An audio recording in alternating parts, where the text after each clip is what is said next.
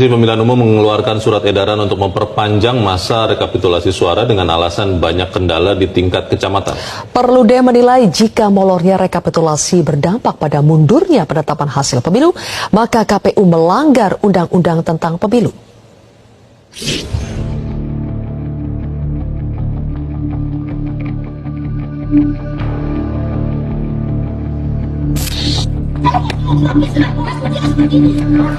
Komisi Pemilihan Umum menyatakan rekapitulasi suara pemilu di tingkat provinsi seharusnya selesai pada hari Minggu 10 Maret 2024. Namun ada beberapa daerah di sejumlah provinsi yang belum juga merampungkan rekapitulasi, diantaranya Papua Pegunungan, Jawa Barat, Jambi, serta Sumatera Utara.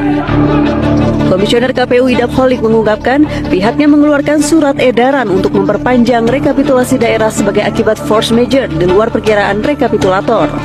KPU Deli Serdang salah satunya yang hingga kini belum selesai rekapitulasi karena banyaknya protes dan permintaan pembongkaran plano.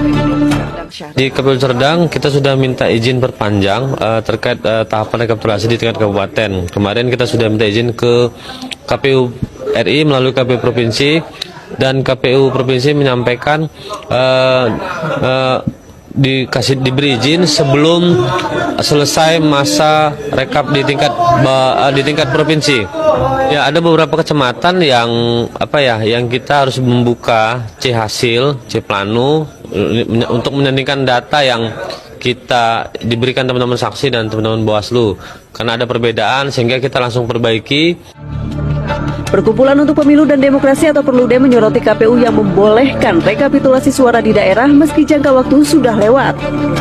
Direktur Eksekutif Perludem Hairunisa Nur Agustiati menyebut KPU gagal memitigasi risiko soal potensi permasalahan pada tahap rekapitulasi. Jika penetapan hasil pemilu mundur, maka KPU melanggar Undang-Undang tentang Pemilu. Misalnya ada tertunda ya, misalnya baik itu di tingkat kabupaten kota maupun di tingkat provinsi. Nah, KPU sudah mengeluarkan surat edaran tadi. Alasannya force majeure. Nah, sekarang KPU yang perlu menjelaskan ke publik force majeure-nya apa. Kenapa itu tidak bisa dimitigasi ya. Force majeure tadi misalnya ada pihak-pihak yang nggak terima sama hasilnya. Lalu misalnya ditemukan penggelembungan suara sehingga harus buka lagi C hasilnya. Nah, apakah hal-hal seperti ini tidak bisa diprediksi? Karena prinsip penyelenggaraan pemilu itu kan prosedurnya harus bisa diprediksi, timelinenya harus jelas. Jangan sampai mundur di kabupaten kota, mundur juga di provinsi, nanti bisa berdampak mundur di tingkat nasionalnya. Cawapres nomor urut 1 Muhaimin Iskandar menilai KPU harus terus dicurigai. Pasalnya ada sejumlah masalah dalam penyelenggaraan pemilu yang membuat resah masyarakat, mulai dari sirekap hingga jadwal rekapitulasi di beberapa daerah yang mundur. Pokoknya kita harus curigai KPU terus. Semua schedule harus dipenuhi, karena kalau ada pengunduran penghitungan, pengunduran dan lain-lain, patut kita curigai. Pokoknya penundaan pergantian sistem di tengah jalan itu warning, lampu merah, harus kita curigai.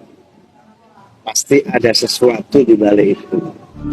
Mengacu pada peraturan KPU nomor 5 tahun 2024, tenggat waktu rekapitulasi hasil penghitungan suara yakni 2 Maret untuk tingkat kecamatan, 5 Maret untuk kabupaten kota, 10 Maret untuk provinsi, dan 20 Maret 2024 untuk nasional.